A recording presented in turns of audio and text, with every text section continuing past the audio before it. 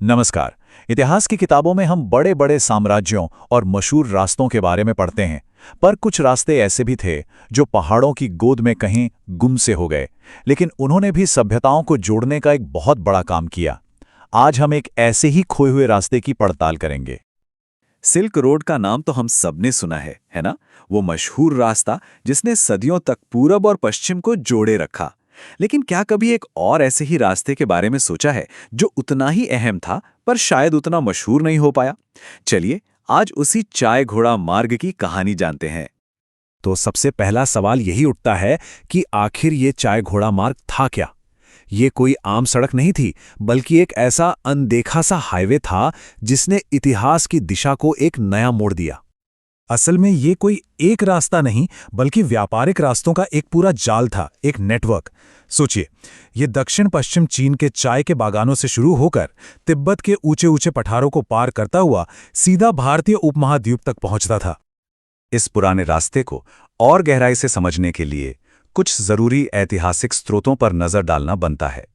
तो चलिए जरा देखते हैं कि इतिहास के पन्ने हमें इस बारे में क्या बताते हैं। अब जरा इसके आकार का अंदाजा लगाइए। ये नेटवर्क 2000 किलोमीटर से भी ज्यादा लंबा था, मतलब दिल्ली से चेन्नई की दूरी से भी कहीं ज्यादा। वाकई एक जबरदस्त और लंबा सफर रहा होगा ये। और ये सफर सिर्फ लंबा ही नहीं था, बल्कि अविश्वसनीय रूप से ऊंचा भी था।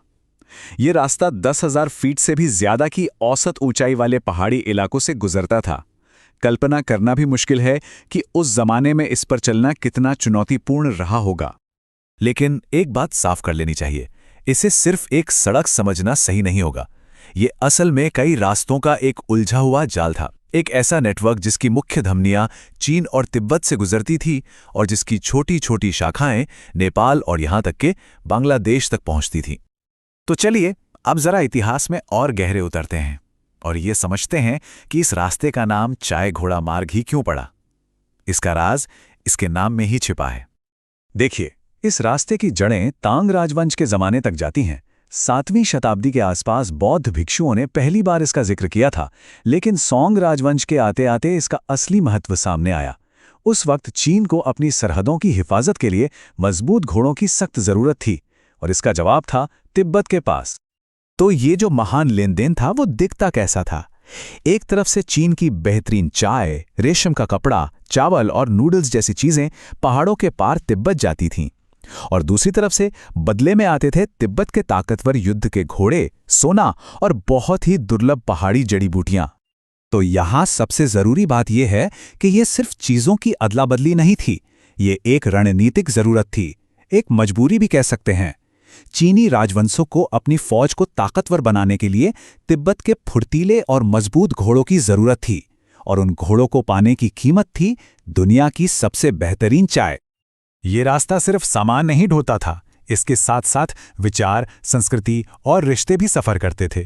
इसने राष्ट्रों के बीच एक पुल का काम किया। चलिए अब इसके गहरे सांस्कृतिक असर को समझते हैं। ये बात इस उद्धरण में बहुत खूबसूरती से कही गई है।